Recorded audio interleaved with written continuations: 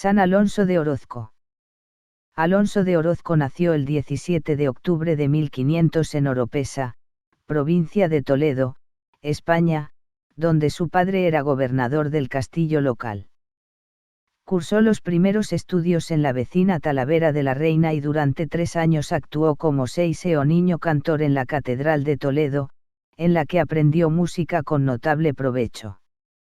A la edad de 14 años fue enviado por sus padres a la Universidad de Salamanca, donde ya estudiaba uno de sus hermanos. Los sermones de la Cuaresma de 1520 predicados en la catedral por el profesor Agustino Tomás de Villanueva sobre el Salmo In exitu Israel de Egipto maduraron su vocación a la vida consagrada y, poco más tarde, atraído por el ambiente de santidad del convento de San Agustín, entró en él, emitiendo en 1523 la profesión religiosa en manos de Santo Tomás de Villanueva. Una vez ordenado sacerdote en 1527, los superiores vieron en Alonso tan profunda espiritualidad y tal capacidad para anunciar la palabra de Dios que muy pronto lo destinaron al ministerio de la predicación. Ya desde los 30 años ocupó también diversos cargos, pero a pesar de su austeridad de vida, en el modo de gobernar se mostró lleno de comprensión. Impulsado por el deseo del martirio, en 1549 se embarcó para México como misionero, pero durante la travesía hacia las Islas Canarias padeció un grave ataque de artritis y los médicos, temiendo por su vida, le impidieron la prosecución del viaje.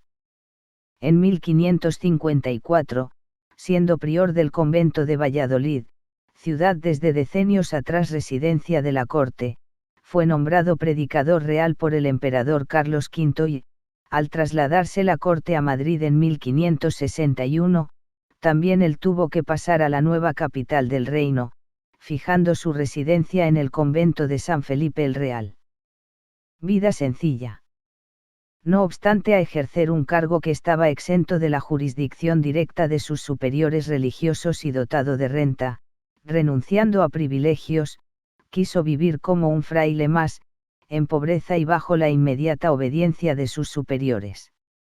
Solamente hacía una comida, dormía a lo sumo 3 horas, porque decía que le bastaban para emprender el nuevo día, y en una tabla por cama, con sarmientos por colchón. En su celda no había más que una silla, un candil, una escoba y unos libros. La eligió cerca de la puerta para atender mejor a los pobres que hasta allí se acercaban a suplicarle ayuda. Sin que la cotidiana asistencia al coro le resultara de obstáculo, además de cumplir con sus obligaciones como predicador regio, visitaba a los enfermos en los hospitales, a los encarcelados en las prisiones y a los pobres en las calles y en sus casas. El resto del tiempo lo pasaba en oración, en la composición de sus libros, y preparando sus sermones.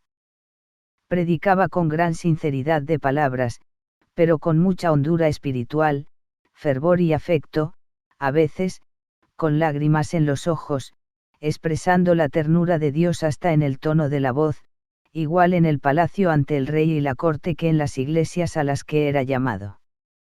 Gozó de gran popularidad entre los más diversos ambientes sociales. Personajes de la sociedad y de la cultura testificaron en su proceso de canonización, tales como la infanta Isabel Clara Eugenia, los duques de Alba y de Lerma, los literatos Lope de Vega, Francisco de Quevedo y Gil González Dávila. El trato con las clases elevadas no le desvió de su sencillo estilo de vida. Su fama se extendió por toda Madrid. El pueblo que le llamaba, muy a pesar suyo, el Santo de San Felipe, lo amó apreciando en él su exquisita sensibilidad en el acercarse a todos sin distinción. Obras. Compuso numerosas obras tanto en latín como en castellano. La simplicidad de los títulos indican la intención pastoral del autor. Regla de vida cristiana, 1542, Vergel de oración y monte de contemplación, 1544, Memorial de amor santo, 1545, Desposorio espiritual, 1551, Bonum certamen, 1562, Arte de amar a Dios y al prójimo, 1567, Libro de la suavidad de Dios, 1576, Tratado de la corona de Nuestra Señora, 1588, Guarda de la lengua, 1590. Como su acción, los escritos nacieron de su espíritu contemplativo y de la lectura de la Sagrada Escritura. Devoto de María, estaba convencido de escribir por mandato suyo.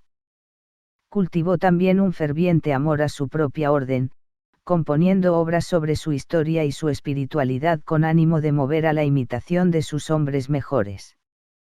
En esta misma línea, inducido por un deseo de reforma interior, que luego convergería con el movimiento de recolección en la misma orden, llevó a término varias fundaciones de conventos tanto de religiosos agustinos como de agustinas de vida contemplativa. Su muerte. En agosto de 1591 cayó enfermo con fiebre, sin faltar por eso ningún día a la celebración de la misa, puesto que nunca, ni siquiera en el transcurso de sus diversas enfermedades, había dejado de celebrar el santo sacrificio, ya que repetía con cierto gracejo que Dios no hace mal a nadie. Durante su enfermedad, fue visitado por el rey Felipe II, el príncipe heredero Felipe con la infanta Isabel, y el cardenal arzobispo de Toledo, Gaspar de Quiroga, quien le dio de comer de su mano y le pidió la bendición.